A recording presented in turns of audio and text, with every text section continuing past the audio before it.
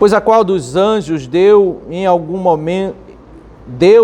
momento disse: você é meu filho, hoje eu gerei você. E outra vez eu lhe serei pai e ele me será filho. E novamente, ao introduzir o primogênito no mundo, diz: e todos os anjos de Deus o adorem. Ainda quanto aos anjos diz: aquele que a seus anjos faz ventos e a seus ministros labaredas de fogo.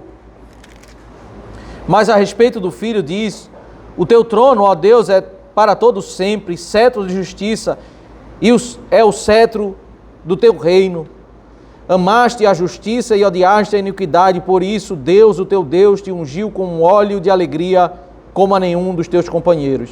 Diz ainda: no princípio, Senhor, lançaste os fundamentos da terra, e os céus são obras das tuas mãos. Eles perecerão, mas tu permaneces. Todos eles envelhecerão como veste, como manto tu os enrolarás, e como roupas serão igualmente mudados. Tu, porém, és o mesmo, e os teus anos jamais terão fim. Ora, a qual dos anjos Deus em algum momento disse: sente-se à minha direita, até que eu ponha os seus inimigos por estrado dos seus pés? Não são todos eles espíritos ministradores enviados para serviço a favor dos que hão de herdar a salvação? Chegamos hoje, meus irmãos, a esse texto da Palavra de Deus e ainda vamos caminhar um pouco para o capítulo 2, verso 1 ao 4. E o ponto, o propósito de caminharmos um pouco até, inclusive, o capítulo 2, verso 1 ao 4, é que, como nós falamos domingo passado, Hebreus, ele foi escrito como um sermão, como uma pregação, e ele é uma característica muito comum do livro, fazer a explicação e em um dado momento ele para fazer algumas aplicações. Então, no capítulo 2, verso 1 ao 4, nós temos as aplicações depois dessa reflexão que ele apresentou, do capítulo 1, verso 5 ao verso 14. Precisamos, meus irmãos, entender esse contexto de Hebreus, de que no primeiro século muitas pessoas nós estamos aqui num contexto pós-perseguição, provavelmente em torno do ano 60, já teve uma perseguição ferrenha, inclusive no capítulo 10 vai se dizer que muitos irmãos tiveram seus bens roubados. Passou-se esse período de perseguição, eles estão agora sem perseguição do Império Romano, apenas uma privação de um relacionamento com aqueles irmãos judeus que não se converteram a Cristo. Eles têm dificuldades no relacionamento com alguns parentes, até para comprar no mercado, para se relacionar com eles. Os judeus faziam isso quando alguém se convertia a Cristo, quando ele tinha um comércio e um outro judeu vinha comprar no seu comércio, ele não vendia para esse judeu, eles excluíam mesmo da comunidade. Ainda que fosse seu parente, seu primo, seu tio, eles excluíam completamente. Essa foi uma das dificuldades da igreja do primeiro século. E os dias foram se passando, muitos apóstolos foram morrendo, eles passaram aquele período e ele vai dizer isso, que eles não estão vivendo mais no período dos milagres, dos sinais extraordinários. E o que aconteceu no ano 60 é uma migração muito forte de pessoas saindo da igreja, judeus convertidos. O texto ele lida particularmente, o propósito do texto, dessa pregação é tratar com judeus convertidos. Vários desses irmãos foram migrando de volta para o judaísmo. Eles abandonaram a igreja do Senhor e estavam voltando para o judaísmo, para o templo, para a sinagoga. Estavam voltando, migrando, rejeitando a glória de Cristo e voltando para a sinagoga.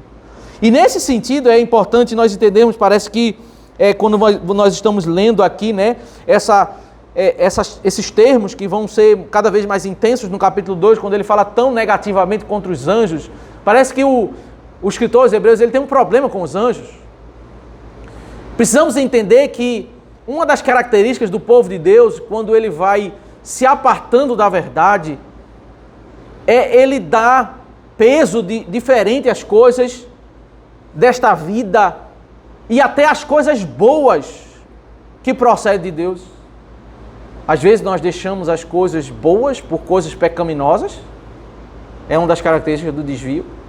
Mas uma das características do desvio é você pegar as dádivas de Deus, as coisas de Deus, e você transformar isso em um ídolo. E esse é uma das problemáticas de Hebreus. Havia, desde o contexto acadêmico, quando os judeus, né, eles se juntaram para anos antes, até da vinda de Cristo, compor um texto que é uma obra, sem dúvida, com várias partes importantes, a Septuaginta. Eles traduziram o texto hebraico para o texto grego.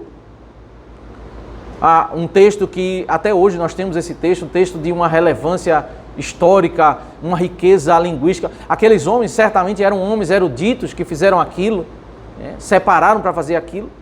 Mas o coração desses homens era um coração totalmente liberal.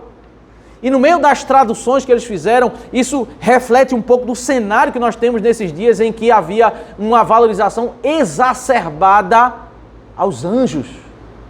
Os judeus, eles chamavam muita atenção quando alguém dizia que viu um anjo, que ouviu um anjo. Né? Os anjos tiveram aparições no Antigo Testamento e foram usados em dados momentos singulares como servos de Deus. No próprio Novo Testamento, né, anjos são enviados para serem usados por Deus ali para fazer atos miraculosos. A própria Escritura vai dizer, em Hebreus vai dizer mais adiante, que Deus usou os anjos, e esse era um dos pontos que eles mais usavam para justificar a valorização deles aos anjos. Que Deus usou os anjos ali no Monte Sinai para serem instrumentos de entrega da lei. O autor de Hebreus vai confirmar isso. Mas eles usavam isso para justificar um desprezo à palavra de Deus e colocar um maior interesse em ouvir anjos, não ouvindo aquilo que o próprio Deus veio trazer, mas o interesse contínuo, exacerbado em ouvir anjos. É interessante que no Novo Testamento Paulo faz uso disso, né? Quando ele está num julgamento e ele vê a situação apertada para ele, diz: olha, não tem como eu argumentar, as pessoas não querem ouvir minha argumentação. Aí o texto de Lucas, ele narra dizendo que esse foi o propósito de Paulo. Ele diz: olha, eu sou fariseu, filho de fariseu, eu creio. E ele começa a falar sobre a crença farisaica, ele crê na vida eterna, ele crê na ressurreição. E aí, Lucas faz uma nota no meio da narrativa de Atos, dizendo o seguinte: como havia metade do grupo lá de fariseus e metade de saduceus, e os fariseus acreditavam na ressurreição e acreditavam em anjos, eles começaram a defender Paulo, dizendo: será que um anjo falou com ele? Será que um anjo falou com ele? Paulo fez uso dessa crença que havia no fariseu. Ele sabia que quando ele dissesse que ele era fariseu, iria virar uma confusão. E aí o foco saiu dele. Mas essa fala de Atos, né, ela traz para a gente um pouco desse contexto de Hebreus.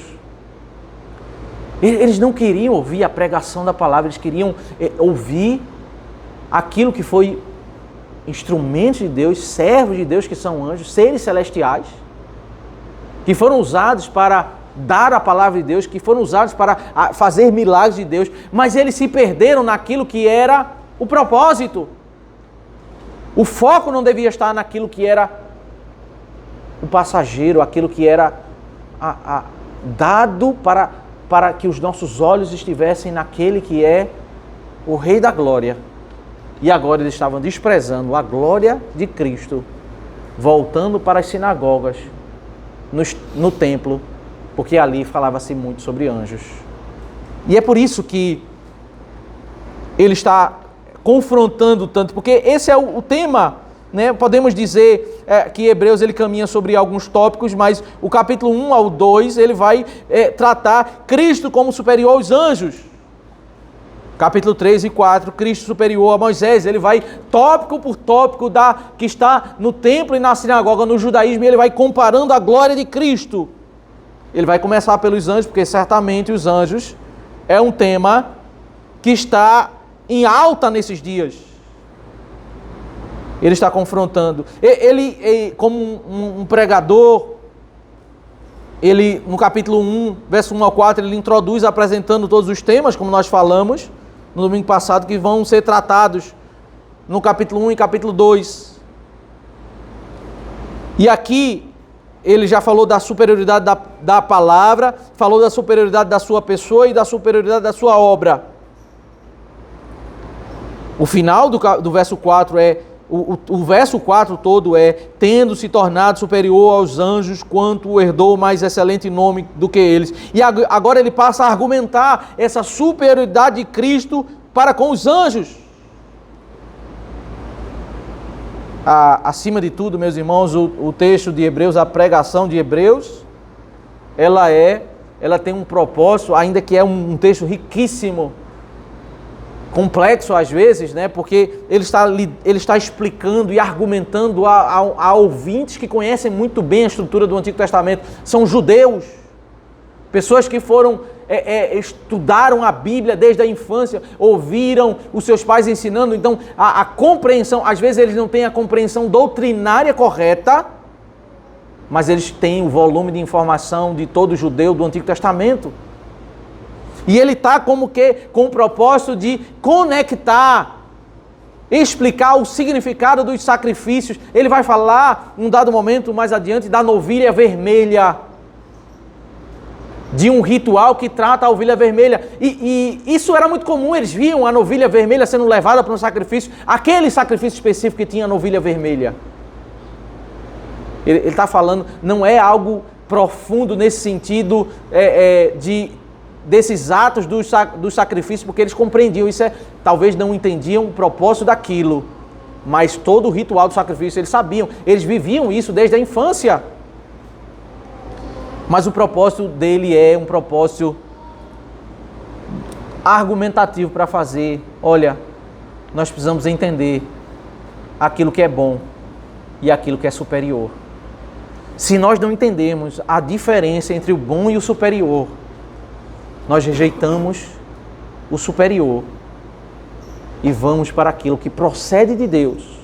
Os sacrifícios, os anjos, tudo aquilo que procede de Deus. E nós não compreendendo o propósito de cada coisa, o papel de cada coisa, a glória de cada coisa,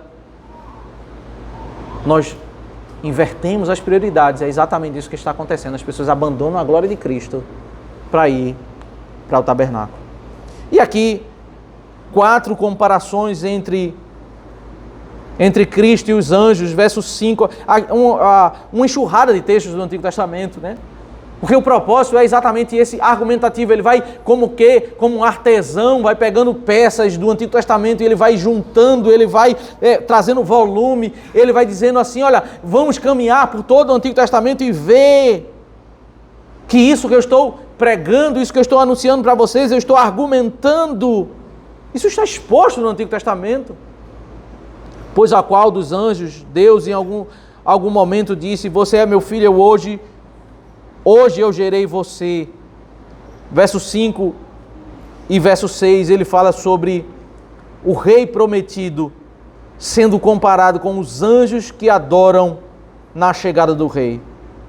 Essa expressão, esse texto, você é meu filho, hoje eu gerei você.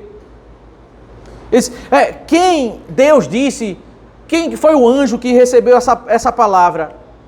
Esse termo, ele é citado na pregação de Paulo, ele é citado em vários momentos do Novo Testamento. Pense num texto que está na pregação de Pedro, um texto que é muito recorrente no Novo Testamento, o Salmo de número 2, quando faz referência, e todas essas pregações do Novo Testamento, Pedro e Paulo, eles dizem que esse texto faz referência à ressurreição de Cristo. Você pode ser tentado, né, a ler, falar sobre gerar, como se ele estivesse falando sobre o nascimento, mas esse é o significado. O Salmo de número 2 conta uma história de Cristo sendo perseguido, sendo morto, ressurreto, subindo aos céus, sentando à direita de Deus Pai. E esse versículo que fala exatamente o momento da ressurreição, é o verso que diz, você é meu filho, eu hoje gerei você. Paulo vai explicar exatamente isso, Pedro também vai explicar exatamente isso. Aqui é o gerar, não do seu nascimento, mas ele sendo gerado, e aí os teólogos dizem, né, os comentaristas, gerado como nova criação. Ele é um momento singular na história da redenção, e esse tema, né, nós costumeiramente ouvimos muito que a pregação evangelística é aquela que fala sobre a morte de Cristo, e certamente a morte de Cristo ela tem ela é central na história da redenção, mas se você pegar as pregações dos apóstolos, as pregações do Novo Testamento, você vai ver que o tema predominante nas pregações é a ressurreição de Cristo, que inevitavelmente inclui a morte. E existe ressurreição porque houve morte, mas a ressurreição ela tem um tema, como Paulo fala em Romanos 1:4, né? Ela é a evidência, ela é a manifestação de que a morte foi eficaz. Porque é na ressurreição que se evidencia de que a morte não tinha domínio sobre ele, de que ele não era um pecador, de que a sua morte ela tem um propósito de redimir. E isso é evidente nessa geração, ele ressurreto, esse diálogo, né, de Deus Pai com Deus Filho, que é tratado no Salmo 2. Eu gerei você, sente aqui à minha direita. Eu colocarei agora você para julgar todos os inimigos, todos os juízes da terra. Assim que finaliza o Salmo 2, se submetam, beijem o Filho para que ele não se irrite. Você não vai ver um diálogo desse de Deus para com os anjos. Você, meu filho, nós não somos, meus irmãos, filhos como Cristo é. Ele é o primogênito, ele é um filho singular. Ele é o filho que ao mesmo tempo é filho e é rei. Ele é Deus Filho. Nenhum anjo tem essa glória, essa grandeza. Ele cita o Salmo 2, verso 7, também 2 Samuel 7, verso 14, faz referência a isso. E outra vez, o texto diz, eu lhe serei pai e ele me será filho. Que é exatamente 2 Samuel 7, 14, né? Quando ali está, é um texto, 2 Samuel 7, ele está falando de Salomão e de Cristo, né? É interessante, é um texto complexo, porque no meio daquela narrativa em que Davi quer construir o templo, Deus diz assim, você não vai construir o templo, mas o seu filho, ele vai construir o templo. E ele passa a descrever Salomão, e no meio do diálogo com Salomão, não uma parte separada, mas ele vai intercalando Salomão e Cristo. Ele vai falando de um homem pecador, e depois ele fala de um homem que não tem pecado. É um texto complicado nesse sentido, porque ele está falando sobre aquele que representa Cristo, e ele está falando diretamente sobre Cristo. Ele fala sobre um homem que comete pecado, Salomão, que vai receber misericórdia do Senhor. E depois ele fala de um homem que é eterno, que não morre. Lá em 2 Samuel, capítulo 7. E aqui o autor de Hebreus diz, qual dos anjos tem esse texto que Deus falou sobre o Filho, esse que é o guiado pelo Senhor, que é eterno. E novamente, ao introduzir o primogênito no mundo, né, da ressurreição, ele volta a falar agora da encarnação. Ele volta cronologicamente. E todos os anjos de Deus o adorem. Salmo 97, versículo 7, que trata da primeira vinda de Cristo. Uma ordem. Ressurreição e encarnação. O texto, ele é como os linguistas já fizeram análise toda de Hebreus, né? Como é uma estrutura. Ele usa toda a estrutura grega, né? A arte da escrita. Muitos paralelos são estabelecidos. Essa estrutura de 3 tópicos no início do capítulo 1, que são desenvolvidos em 3 tópicos até o final do capítulo 2. No meio de cada tópico, você vai ver, quando ele vai falar, lá mais adiante, falar sobre a glória da pessoa de Cristo, ele vai inverter, ele vai tratar sobre a ressurreição. Aqui é ressurreição e encarnação, lá na frente ele vai falar encarnação e ressurreição, né? Em Hebreus 2, versos 5 ao 9. E ele vai fazendo isso em toda a composição, ele vai apresentando e aprofundando o propósito. Mas qual dos anjos de Deus, qual deles, Deus fez isso? Pelo contrário, Deus, quando o Filho veio ao mundo, Deus disse que todos os anjos de Deus o adorem. Meus irmãos, as visitações de anjos, diz que Deus veio com 2 anjos, né, conversar com Abraão. Imagine aquele momento foi singular. Aquele momento foi um momento na história de Abraão, né? O povo de Deus, ele lembrava daquele episódio, os momentos das aparições de anjos, em que eles se encontravam com anjos, em que eles traziam palavras, eles acalmavam o povo de Deus, eles viam Deus usar seus servos para abençoar o seu povo. Eram momentos que não podem ser desprezados. Mas, meus irmãos, a encarnação de Cristo não se compara com uma visitação qualquer de qualquer anjo. Os anjos, eles traziam benefícios parciais e eles iam embora. Quando Cristo veio ao mundo, a terra parou. A história da humanidade era dividida antes desse momento, depois desse momento. Todos os anjos foram conclamados a adorar. Ele é um momento singular. E todos os anjos de Deus o adorem. É um momento mais glorioso para a humanidade. Mas quando nós, meus irmãos, estamos distantes da compreensão da glória de Cristo,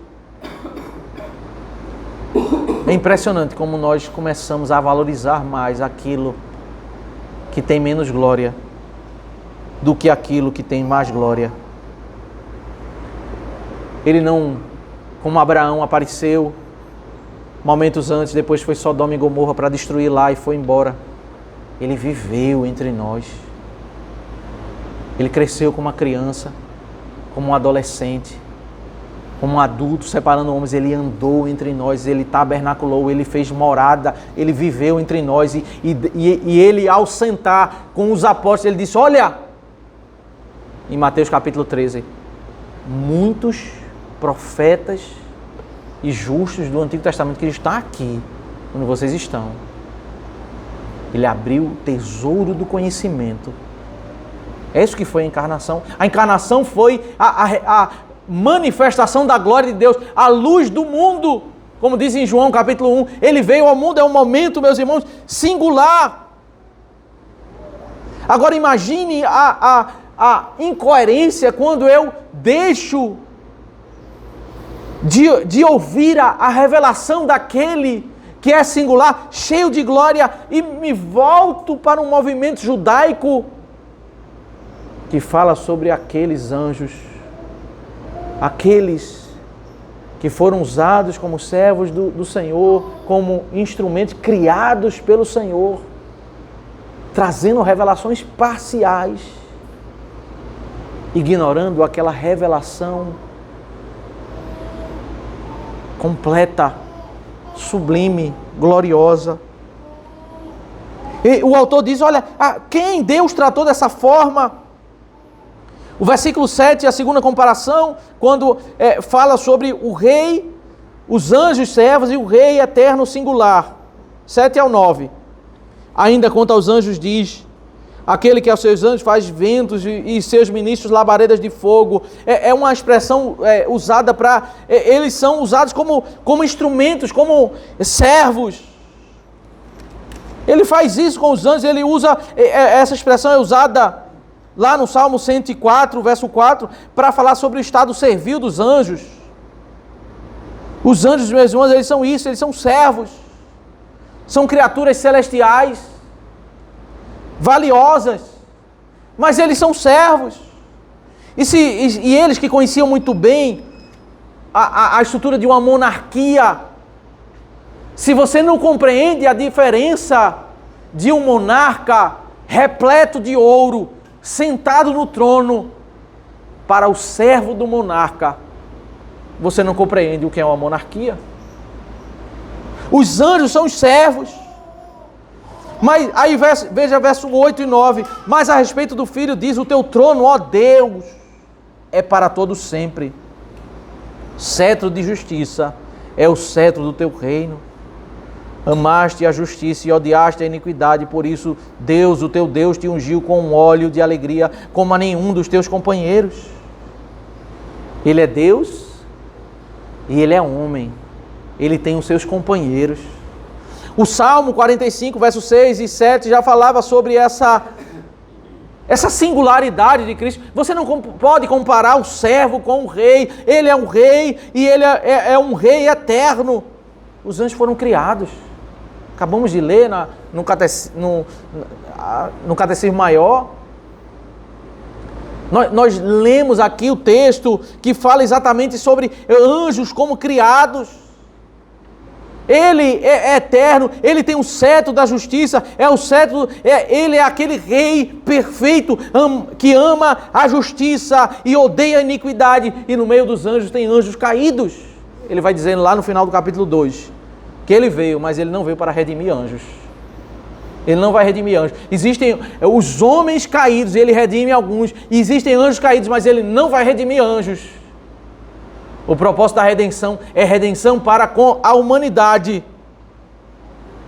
Como vocês estão valorizando aqueles que são servos, em contraste àquele que é o Rei eterno, aquele que foi ungido, aquele que foi colocado para uma missão. Como nenhum dos seus companheiros, ele é singular em santidade. Ele é singular em justiça. Essa cena, meus irmãos, de comparação da glória de Cristo com a glória de todos os seres celestiais, está lá em Apocalipse capítulo 4 em diante.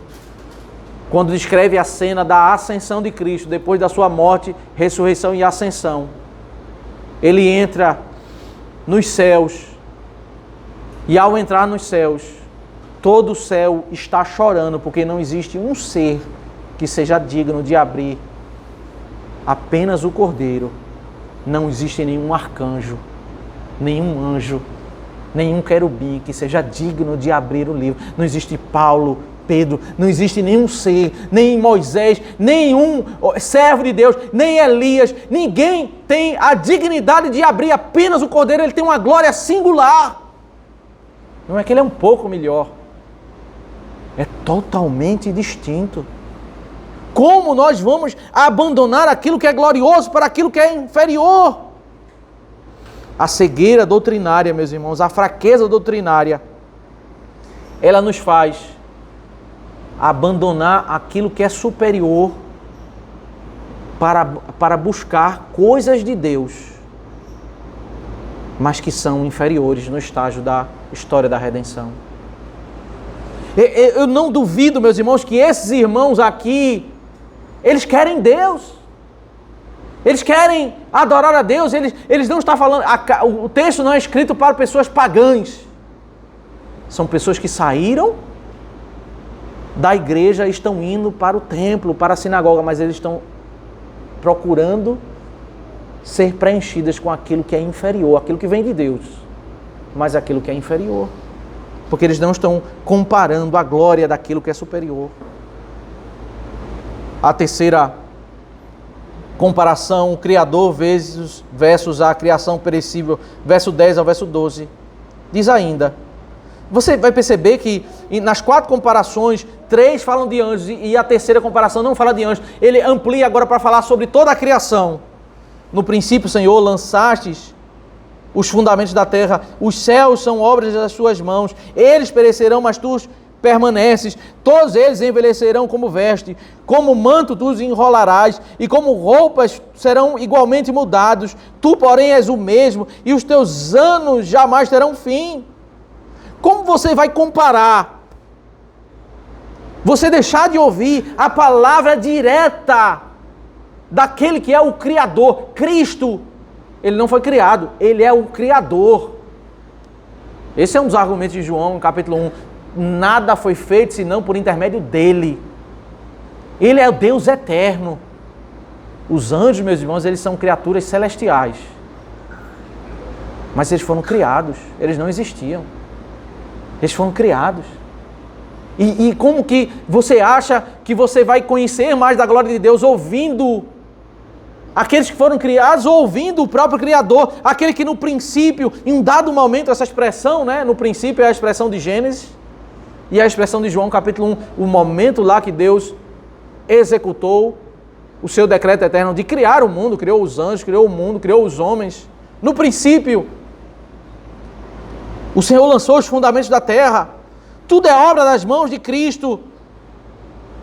E eles, os céus, meus irmãos, eles vão ser destruídos. Eles vão perecer, eles vão envelhecer, eles vão ser renovados por Cristo. É como uma roupa. Que figura, né? Como um manto que você pega, você tira a roupa, enrola e guarda. É assim que o Criador vai fazer com o mundo. Ele tem esse poder para pegar o mundo e como você faz com uma roupa, o seu domínio que você tem sobre uma roupa é o domínio que o Criador tem para com o mundo, para com a criação. Eles serão igualmente mudados. Você tira a roupa e bota outra roupa. Deus tira o mundo e renova o mundo, coloca outro mundo. Ele, ao longo da história, ele não foi aprendendo. Isso acontece conosco, né? A gente vai, na caminhada de vida, a gente vai aprendendo, vai melhorando, vai mudando, vai conhecendo, vai deixando erros e a gente vai se tornando uma pessoa melhor, de glória em glória. Mas isso não acontece com Cristo, por isso que ele é imutável. Porque ele é perfeito, o perfeito não precisa ser melhorado, tu és o mesmo. De eternidade a eternidade, Deus é o mesmo, porque ele não aprende. Ele é perfeito. Nós fazemos planos, tomamos decisões, aí um ano depois a gente diz, não vou por esse caminho porque eu fui por esse caminho e não deu certo. Isso não acontece com Deus. Ele é perfeito, ele é eterno. Os seus anos jamais terão fim. Ora, ele, ao comparar isso com os anjos e como toda a criação perecível.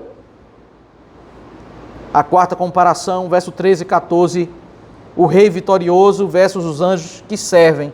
É contínuo, né? Essa ênfase, anjos, eles são servos. Ora, a qual dos anjos Deus em algum momento disse, sente-se à minha direita, até que eu ponha os seus inimigos por estrado dos seus pés. Texto muito recorrente do Salmo 110, né? Verso 14, não são todos eles espíritos ministradores enviados para serviço a favor dos que hão de herdar a salvação? Como, meus irmãos, nós somos tendenciosos à idolatria, né? A humanidade, há um teólogo, né, trabalha muito com crianças, o Ted Tripp, ele falava isso, uma das marcas, ele fazendo exposição, né, ele veio num congresso aqui no Brasil, eu participei desse congresso, e ele estava fazendo exposição em Romanos 1, falando sobre aquele texto em que Deus criou o homem para adorar, né, e ele argumentava, que dizia o seguinte, uma das marcas em que o homem é um ser religioso, um ser que foi criado para se comunicar com Deus, e ele perverte isso, né? Ele tenta expressar a sua religião de formas distintas, mas todo homem é religioso, mesmo aquele que não frequenta uma igreja. E essa religião, ele canaliza, quando ele não canaliza para a adoração, ele vai canalizar para a idolatria. Mas ele sempre coloca alguém no altar, alguém assim de modo elevado. E aí ele começou a exemplificar isso, eu achei muito interessante, como a humanidade ela sempre é propícia a colocar um grande cantor, um grande jogador de futebol, e ele começa a tratar, né? As pessoas desmaiam quando encontram com uma figura assim, que elas admiram. É como se fosse um ídolo, ele é como se fosse uma pessoa diferente. Eles começam a tratar aquela pessoa como se ela fosse especial, né? As pessoas querem saber o que é que ela come, por onde ela anda, né? Porque ela é uma figura que é como se fosse uma divindade. Essa é uma das evidências como nós somos tendenciosos a idolatrar. Mas a quem, meus irmãos, nós podemos comparar com esse que o Senhor disse, sente-se à minha direita? Não foram anjos. Os anjos não estão no trono, mas o Deus eterno está no trono. Cristo está no trono. Ele é o Rei. Até que eu ponha os seus inimigos por estrado dos seus pés. Todos estão subjugados abaixo de Cristo. Quem são os anjos? Você tem um lugar onde se fala a palavra direta do rei e um lugar onde se fala as verdades parciais entregues por meio dos seus servos. Você vai ouvir a voz do rei, do monarca que está no trono direto, audiência com o monarca, ou você prefere ir ouvir aqueles servos limitados, aqueles servos que não são eternos, com verdades parciais, porque na sinagoga e no templo haviam verdades parciais, aquilo que era inferior no estágio da obra da redenção, ouvir o monarca. Obviamente, e por isso que nós vamos entrar no capítulo 2, essa argumentação, ela deve nos levar a e aí ele fazia, né? Interessante que ele faz isso. Olhe para o capítulo 3, versículo 1. Esse é um movimento repetido. Ele diz, o capítulo 3, versículo 1 começa assim, não sei como está na sua tradução, mas por isso. Ele argumenta e ele faz como um pregador, ele para aplicar. É muita informação, meus irmãos, 13 capítulos em Hebreus, ele vai caminhar e ele vai trazer uma enxurrada teológica, é muita coisa, e ele vai como um pregador, ensinando e aplicando. Essa é a marca de Hebreus, em todos os 5 degraus, né? São 5 blocos, capítulo 1, 2, 3, 4, 5 ao 7, 8 ao 10 e 11 ao 13. São 5 degraus onde ele vai caminhar e ele vai explicando e aplicando. Explicando e aplicando.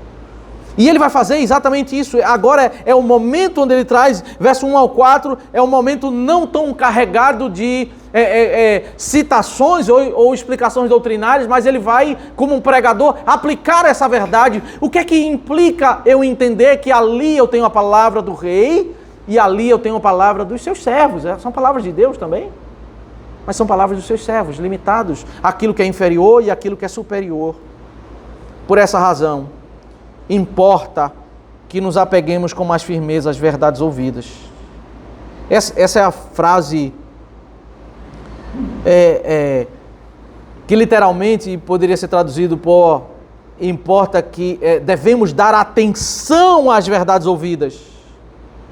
Por essa razão, nós temos que dar atenção, ele está dizendo, nós temos que dar atenção àquilo que Cristo trouxe na sua revelação e não olhar para as revelações possíveis que venham por meio de anjos. Ele vai dizer no final do capítulo 4 que na realidade isso já acabou. Ele vai dizer no verso 4. Esse processo já se finalizou. Porque você tem uma estrutura progressiva. E agora você tem o ápice. Agora acabou. Por essa razão. Por causa, o que é o por essa razão? É por isso que leia os capítulos da Bíblia, mas cuidado para você não terminar na sua leitura devocional, né? O capítulo, quando na realidade era o momento de você agora aplicar a verdade que foi o capítulo 1. Por essa razão, quando você está com a cabeça cheia de argumentos, que Ele é o Rei da Glória, que Ele é a voz mais sublime, mais grandiosa. Se eu compreendo isso, a comparação entre o rei e o servo, eu preciso me apegar mais ao que Ele fala. Aí alguém chega para você e diz, eu recebi uma revelação por meio de um anjo. Vamos lá naquela reunião, porque tem um profeta, um anjo. Aí o argumento é exatamente o argumento que o escritor de Hebreus está dando para aquela geração do primeiro século. Aqui eu tenho o monarca. E lá, você está me dizendo que você tem uma voz do servo, você tem uma voz daquele que é criatura de Deus, aqui eu tenho a voz do Criador, direta. Hebreus 1, versos 5 ao 14. Essa enxurrada de texto, ela tem esse propósito. Se nós não lermos o verso 1 ao 14, e no final disso nós vamos ouvir as profecias, os anjos, nós estamos interessados em eventos de encontros miraculosos, nós não entendemos a argumentação. É isso que está acontecendo no primeiro século. E ele está dizendo, por essa razão, vamos nos apegar às verdades ouvidas, aquilo que ele disse. Se eu entendi aquilo que é de Deus, mas é inferior, e aquilo que vem direto do rei, é nisso que eu tenho que ter o foco, naquilo que ele disse.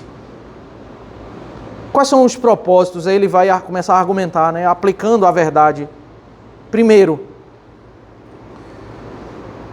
para que dela jamais nos desviemos. Para que dela jamais nos desviemos. É isso que está acontecendo. Sabe por que as pessoas abandonam e a gente vai ter vários exemplos na história, né? Até nos nossos dias, você ouve um pastor que saiu, abandonou a igreja, agora ele está... Existem casos, né? Pessoas vão para o catolicismo, vão para igrejas litúrgicas, né? Você vê um irmão que cresceu na igreja e depois ele abandona, ele vai para o mundo, ou então ele vai para o espiritismo, né? Tem casos disso, a gente vê isso. Na argumentação muito prática de Hebreus, nós precisamos nos apegar, abraçar essa verdade, para que dela jamais nos desviemos. Literalmente, no texto grego, é para que não sejamos levados à deriva. Um barco, né? Ele vai sendo levado à deriva. O que completa, meus irmãos, o argumento do capítulo 1 Ele é o Rei da Glória. Portanto, a sua palavra, ela é gloriosa. Se eu estou me afastando de Cristo, é porque eu não estou apegado, eu não estou compreendendo o tamanho dessa glória. O meu olho admira mais aquilo que é inferior, o problema está no meu olho. A palavra de Cristo, ela continua sendo gloriosa. O que eu devo examinar o meu coração é por que o meu coração ele se impressiona mais ou ele brilha mais por aquilo que é inferior. Eu tenho um problema na minha visão. Porque a glória de Cristo, ela não é... O que julga se ela é gloriosa, a sua palavra ou a sua pessoa, não são os meus olhos, nós não somos os juízes. Na realidade, quando nós julgamos Cristo com pouca glória, é porque nós somos como um barco à deriva. Nós estamos nos desviando. E pastoralmente ele diz, olha, se apegue a isso que ele disse. Porque não nos enganemos, nós todos somos passíveis de assimilar falsos ensinos e começar a achar que as heresias desse mundo, os ensinos que às vezes procedem da história da redenção num degrau anterior, são mais gloriosos do que o degrau superior. Começarmos a admirarmos mais aquilo que é inferior. O problema está nas nossas vistas. E aí qual é o remédio? Nos apeguemos. Precisamos conhecer. Você não compreende a glória de Cristo e volta desanimado. O problema é que, muitas vezes, nós não compreendemos. Ele vai aprofundar isso no capítulo 6, quando ele vai dizer, eu queria aprofundar mais, mas eu tenho que dar leite. E a revelação, meus irmãos, imagine que você chega às vezes em certos meios e falar assim, ó, Deus é soberano. Ele escolhe quem vai ser salvo e quem não vai ser salvo. É capaz de você ser expulso de algum lugar. Porque as pessoas, elas não estão preparadas para ouvir essa verdade. Essa verdade, ela choca. Mas é a verdade mais cristalina revelada pelo próprio Deus. Você vai dizer em alguns meios, você vai dizer, a salvação é pela graça, não é por aquilo que você faz. Às vezes uma pessoa vai reagir com ódio de você ao você dizer isso, porque ela criou uma ideia, uma teologia na cabeça dela que isso é um absurdo, isso é uma heresia. Você vai falar sobre verdades bíblicas que às vezes ofendem. E quando as pessoas estão distantes da verdade, a verdade é como um alimento pesado para uma criança recém-nascida. É isso que ele quer ilustrar em Hebreus capítulo 6. Eu queria dar alimento sólido, mas eu tenho que dar leite. Eu tenho que dar parcialmente. O próprio Cristo disse isso para os apóstolos em João 16. Disse, olha, eu estou indo embora. Eu queria dizer muitas coisas, mas vocês não podem suportar ainda. Vocês não podem suportar. As verdades mais gloriosas e cristalinas, muitas vezes elas não são assimiladas, porque nós não estamos preparados para aprender. Aí ele diz, o Espírito da verdade vai guiar vocês em toda a verdade, vai ensinar vocês. Vocês vão aprender gradativamente e vão crescer. As pessoas abandonam Cristo porque o coração delas não está contemplando a glória dele. O remédio é precisamos estudar, conhecer, ouvir mais. A solução para apreciar mais Cristo é ouvir mais Cristo, aquilo que Ele disse. Não é ouvindo o anjo que você vai conhecer a glória de Cristo. Ele diz, ó, vocês estão saindo para ir para a sinagoga, fica mais aqui, estuda mais, escuta mais, compreende mais da glória dEle, se apega mais a essa verdade, para que você não se desvie. O desviar aqui, meus irmãos, é o desviar não de uma pessoa que está indo para o mundo. Ele está desviando de uma coisa mais gloriosa para uma coisa menos gloriosa, mas é um desvio. E é o segundo argumento, que não pode ser desprezado, é por causa das implicações de juízo. Veja que argumento do menor para o maior, né? Porque se a palavra de Deus falada por meio de anjos se tornou firme, e toda transgressão ou desobediência recebeu justo castigo, como escaparemos nós se não levarmos a sério tão grande salvação? É o argumento do menor para o maior. É verdade que Deus usou anjos para entregar a lei. A verdade foi entregue por meio de anjos. E essa verdade de Deus tão sublime na revelação progressiva do Antigo Testamento, no degrau anterior, todas as pessoas que não ouviram foram punidas. Aí é do menor para o maior.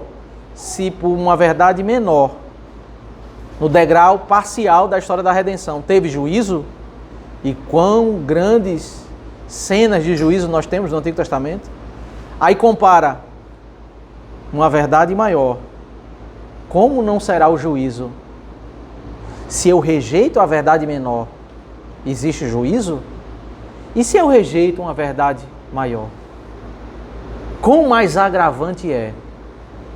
E ele diz, como nós escaparemos se não levarmos a sério tão grande, aqui é mensagem de salvação, a ideia é palavra de salvação.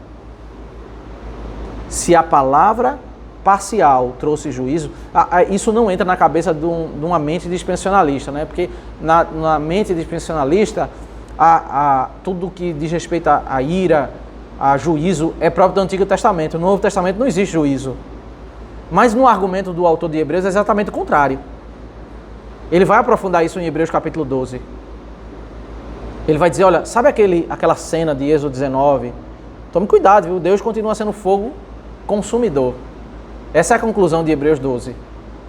Uma dessas aplicações que ele vai fazer, né? Então, o que ele está desenvolvendo e ele está argumentando, meus irmãos, do menor para o maior, se houve juízo porque você desprezou no Antigo Testamento a revelação parcial, qual é a gravidade de você desprezar a grandeza da palavra direta do próprio rei, tão grande.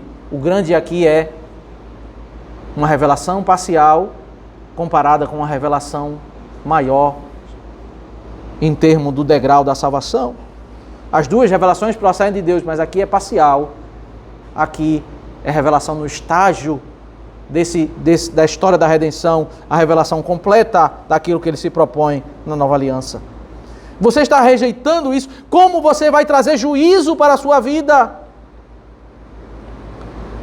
O terceiro argumento, esta tendo sido anunciada inicialmente pelo Senhor, depois nos foi confirmada pelos que a ouviram. Também Deus testemunhou juntamente com eles por meio de sinais, prodígios, vários milagres e a distribuição do Espírito Santo, segundo a sua vontade. Devemos dar atenção às verdades ouvidas, meus irmãos, de Cristo, porque ela foi anunciada pelo Rei e ela foi confirmada por sinais. Perceba, aqui as pessoas estão indo atrás dos sinais, dos prodígios, porque elas não entenderam qual é o papel dos sinais e dos prodígios. E as pessoas dizem assim, a igreja presbiteriana, ela, ironicamente, né, ela é adjetivada como igreja sorveteriana, né? Igreja fria, igreja apática. E qual é o argumento dessa linha de raciocínio? É porque aqui não tem o prodígio. Aqui não tem o extraordinário. No argumento do autor aos Hebreus é exatamente esse o argumento de glória. A ausência do extraordinário é exatamente onde nós entendemos que ali nós chegamos onde nós deveríamos chegar. Nós vamos não atrás do extraordinário, das aparições de anjos, de profetas. Por quê? Porque a verdade foi anunciada diretamente pelo rei, tendo sido anunciada inicialmente pelo Senhor. Ela nos foi confirmada pelos que a ouviram. Aí ele está falando da geração dos apóstolos. Como é que ele está falando sobre confirmação? Veja, o Senhor não precisa da sua pregação ser confirmada por ninguém. Mas ele está descrevendo, como é comum no Antigo Testamento, descrever o propósito dos sinais e prodígios. Eram pela graça de Deus, pela misericórdia de Deus, Deus, por saber que os homens são tendenciosos à incredulidade, usar um curto período de tempo para fazer sinais e prodígios, para confirmar que aquilo que ele disse é a verdade suficiente. Então, Moisés ouviu naquele encontro com o Senhor, em Êxodo capítulo 3 e capítulo 4, Deus está te chamando, enviando para libertar o povo, diz isso exatamente aos anciãos. Aí Moisés disse, eles não vão acreditar em mim. Tudo bem, eu vou te dar 3 sinais para você fazer diante dos anciãos, para que eles acreditem em você. Você também vai repetir isso diante do faraó. Mas qual é o propósito dos 3 sinais? Quando Deus apareceu para Moisés, Deus falou a mensagem. Esse é o ápice. Os 3 sinais são para convencer os corações incrédulos, para eles voltarem os ouvidos para a mensagem. Aqui é o ápice. A mensagem. Então, no Novo Testamento, nós temos o ápice, que é a pregação de Cristo. O período do ministério apostólico, quando eles vão fazendo curas, sinais e prodígios, é um momento gracioso de Deus em que Ele faz com que os corações incrédulos se voltem a atenção para a pregação da palavra. Em Atos capítulo 2, no Pentecostes, Deus faz algo extraordinário, um milagre. Línguas são derramadas, as pessoas começam a falar idiomas que elas não compreendiam, era um milagre, elas começaram a falar em línguas, em outros idiomas. Segundo o milagre de Deus, era algo extraordinário. As pessoas ficaram chocadas, os que não compreenderam começaram a zombar, mas a grande maioria que viu o milagre ficou chocada.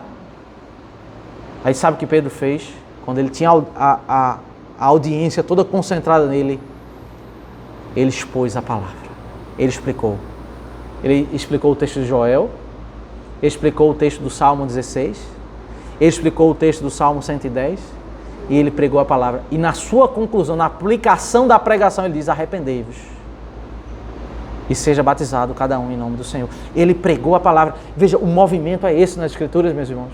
Os sinais para convencer corações incrédulos. Toda vez que você depender de ver um sinal para crer na palavra, é porque o seu coração está incrédulo. Porque a fé é exatamente crer naquilo que foi revelado. Você não vê. Você ouve e Deus falou conosco. Nós agora temos aquilo que foi anunciado pelo Senhor, que foi confirmado. Foi confirmado, é passado. O período da confirmação. E como é que ele descreve o período da confirmação? Deus testemunhou juntamente com eles por meio de sinais, prodígios, vários milagres e a distribuição do Espírito Santo segundo a sua vontade. Você queria, meus irmãos, estar naquele dia em que Paulo, toda pessoa que tocava no lenço de Paulo era curada? Você queria estar lá? Certamente, meus irmãos, aquele dia foi um dia extraordinário, mas o mais importante não era isso, era ouvir aquilo que saiu da boca dele. Aquilo que nós temos hoje, aquilo que é sublime. Se eu não entendi aquilo que é inferior e aquilo que é superior, eu começo a desprezar um culto onde só tem a pregação da palavra e eu começo a ir para o degrau inferior, que procede de Deus. Os profetas, as aparições miraculosas, os sinais extraordinários, tudo isso teve um momento na história que já passou. Mas se o meu anseio é esse, eu não entendi esse movimento progressivo. É como se eu chegasse numa conclusão do livro e entendesse que o ápice não é a conclusão, mas é o capítulo 2. Eu não estou compreendendo o propósito das coisas. É um adulto que quer tomar leite na mamadeira. E a mamadeira, ela teve a sua importância no crescimento da vida.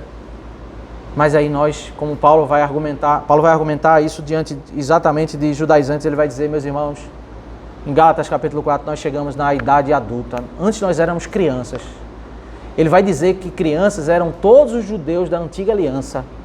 Eles viviam num período em que surgiam profetas, revelações, apareciam anjos, havia estrutura litúrgica muito rica, cheia de símbolos. Era uma encenação teatral o Antigo Testamento.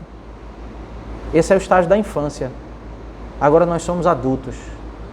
As verdades são explicadas e nós chegamos ao ápice. A Escritura chama esses dias de últimos dias. Na história da redenção antes da vinda de Cristo, esse é o ápice. Entraremos em um degrau maior na eternidade. Mas aqui, o ápice é ouvir a gloriosa palavra de Cristo e compreender a glória da sua pessoa por intermédio da glória da sua palavra. É assim que nós vamos ser enriquecidos como igreja, quando nós compreendermos isso. Para onde os nossos olhos estão brilhando? Para onde está a nossa admiração? Para aquilo que não é de Deus? Para aquilo que é de Deus, mas é inferior? Examinemos os nossos corações. Vamos orar, preparar para participarmos da Santa Ceia.